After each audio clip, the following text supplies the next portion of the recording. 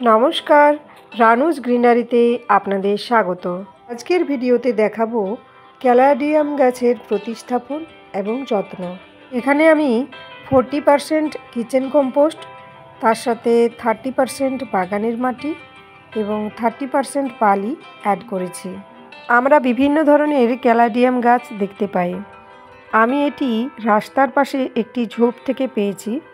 এর সঙ্গে আমি অল্প পরিমাণ ডিমের খোসার গুঁড়ো, অল্প সাপ পাউডার এবং অল্প নিম খোল ইউজ করেছি। এই গাছটি ইনডোর এবং আউটডোর দু জায়গায় লাগাতে পারেন। আমরা চারিপাশে নানা ধরনের ক্যালাডিয়াম গাছ দেখতে পাই। অতি অল্প যত্নের গাছ, খুব একটা যত্নের কিন্তু প্রয়োজন হয় না। একটি গাছ লাগালে কিন্তু সারা বাগান আপনার প্রচুর গাছে ভরে যায়। এটিকে আমরা আবার চন্দনকচু নামেও চিনি। আঞ্চলিকভাবে এর অনেক নামই আছে। আপনারা এই গাছটিকে কে কী নামে ডাকেন অবশ্যই কমেন্টে জানাবেন।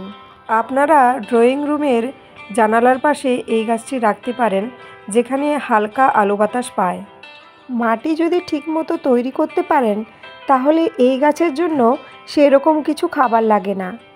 তবে আমি যখন অন্যান্য গাছে কিচেন কম্পোস্টের তরল সারটি ব্যবহার করি, তখন এই গাছও ব্যবহার করি। আপনারাও করতে পারেন। মাটি ভালো মিক্স হয়ে গেলে গাছটি লাগিয়ে দেবেন। কিছুটা মাটি প্রথমে টবের মধ্যে নিয়ে গাছটিকে বসিয়ে বাকি মাটিটি দিয়ে ভালোভাবে চারপাশ থেকে হাত দিয়ে চাপা দিয়ে দেবেন। এই সময় আপনারা গাছের জন্য কি খাবার ব্যবহার করছেন অবশ্যই আমাকে কমেন্টে লিখে জানাবেন। আমার ভিডিওগুলি আপনাদের কেমন লাগছে অবশ্যই কমেন্টে জানাবেন এবং ভালো লাগলে চ্যানেলটিকে সাবস্ক্রাইব করে দেবেন। আমি জানি রানুজ গ্রিনারির ভিডিওগুলি আপনারা দেখছেন। আশা করব আপনারা নির্দ্বিধায় গাছ সম্পর্কে যে কোনো প্রশ্ন ভবিষ্যতে করবেন।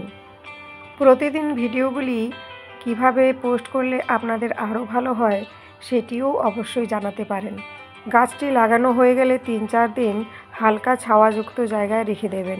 সবশেষে গাছটিতে ভালোভাবে জল দিয়ে দেবেন এবং পরবর্তীতে প্রয়োজন অনুসারে জল দেবেন। আশা করি ভিডিওটি অনেক ভালো লেগেছে। অসংখ্য ধন্যবাদ।